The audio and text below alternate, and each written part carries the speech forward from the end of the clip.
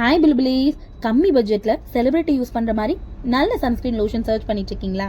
அப்போ இந்த வீடியோ உங்களுக்காக தான். ஹிமாலயாவோட sun protect ultra light sunscreen. இது பேருக்கு ஏற்ற மாதிரி தாங்க ரொம்ப லைட் வெயிட்டடாக இருக்குது. SPF 50 PA+++ இருக்குது. 90% நேச்சுரல் ஒரிஜின் இன்க்ரீடியன்ஸ் யூஸ் பண்ணியிருக்காங்க.